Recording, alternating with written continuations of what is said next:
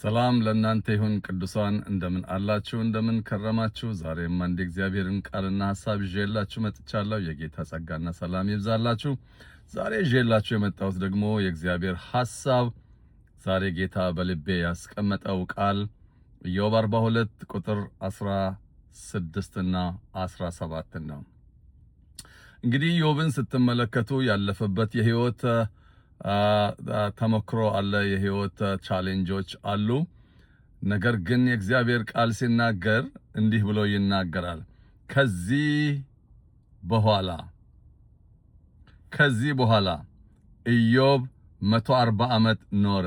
ከምን በኋላ ከዚህ ሁሉ ፔን በኋላ ከዚህ ሁሉ መድማት በኋላ ከዚህ ሁሉ መቁሰል በኋላ ከዚህ ሁሉ ግራ መጋባት በኋላ ከዚህ ሁሉ መተው በኋላ ከዚህ ሁሉ ኢግኖር ከመደረግ በኋላ ኢዮብ 140 ዓመት ኖረ ከዚህ ሁሉ ጉስቁልና በኋላ ከዚህ ሁሉ መድማት በኋላ ከዚህ ሁሉ ቁስል በኋላ እግዚአብሔር ከዚህ ከችግራችሁ በኋላ የሚያኖራችሁ ዓመት በችግራችሁ ከኖራችሁበት ዓመት የበለጠ ይሆናል ይሄን ትንቢታዊና ፕሮፌቲካል የሆነ ቃልን አሜን የሚል አንድ ሰው እግዚአብሔር የቁስሉ ማብቂያ አለው እነሆ የፔኑ ማብቂያ አለው የደሙ ማብቂያ አለው የመጠላት ማብቂያ አለው የመቸገር ማብቂያ አለው የመተው ማብቂያ አለው የመረሳት ማብቂያ አለው ለዚህ ነው መጽሐፍ ቅዱስ ሲናገር ኢዮብ ከዚህ ሁሉ በኋላ 140 ዓመት ኖረ ልጆቹንና የልጅ ልጆቹንም እስከ 4 ትውልድ ድረስ አየ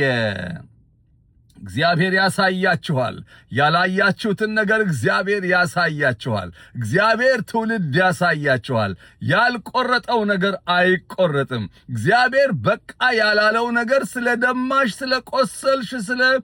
የሆነ ነገር ስለሆንሽ የህይወትሽ ማብቂያ ነው ማለት አይደለም እግዚአብሔር ያላየሽውን ያሳይሻል አዎ ፔን አይተሻል አዎ ችግር አይተሻል አዎ ተረስተሻል አዎ ተጥለሻል አዎ ኢግኖር ተደርገሻል እግዚአብሔር ግን ሌላ ሊያሳይሽ ያለ የህይወት ምዕራፍ አለ ሌላ ሊከፍተው ያለ የህይወት ታሪክ አለ እንደገና ታሪክ ሊጻፍ ነው እንደገና የልጅ ልጆችን ልታይ ነው እንደገና ሌላ ጉዞ አለ እንደገና ሌላ መንገድ አለ እንደገና ሌላ ውበት አለ እንደገና ሌላ መገለጥ አለ ለአንድ ሰው እግዚአብሔር ሌላ ምዕራፍ ይከፍታል ዛሬ አሜን ብሎ የሚቀበል ሰው ይሄንን ቃል አሜን ብሎ የሚቀበል ሰው ኢዮብ ምዕራፍ 42 ቁጥር 15 እና 16 እና 17 አሜን ብሎ የሚቀበል ሰው እግዚአብሔር ዛሬ በህይወት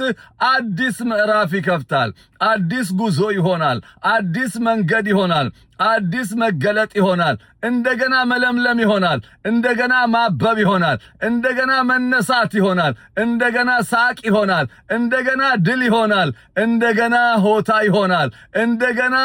ዝማሬ ይሆናል እንደገና እልልታ ይሆናል ከዚህ ሁሉ ነገር በኋላ ኢዮብ 140 ዓመት ኖረ የምትኖሪ አይመስልም ቁስሉ እንደምትኖሪ አይናገርም እነሆ ሚስቱ እንደሚኖር አልነገረችውም መድማቱ እንደሚኖር አልነገረውም እነሆ የሚሆነው ነገር በአካሉ ላይ በቤቱ ላይ የሚሆነው በትዳሩ ላይ የሚሆነው ነገር እነሆ ኢዮብ 140 ዓመት እንደሚኖር አይናገርም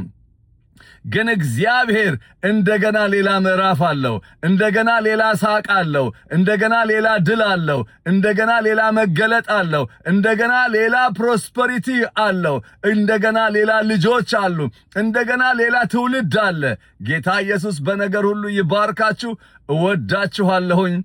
እናንተም ለኔ ጸልዩ እኔም ለእናንተ ጸልያለሁ የጌታ ጸጋና ሰላም ይብዛላችሁ ሻሎም እንደዚሁ እግዚአብሔር ሲናገረኝ በቃል እመጣለሁ ሼር አድርጉ ላይክ አድርጉ ፎሎ አድርጉ የጌታ ጸጋና ሰላም ይብዛላችሁ ተባርካችኋል bless you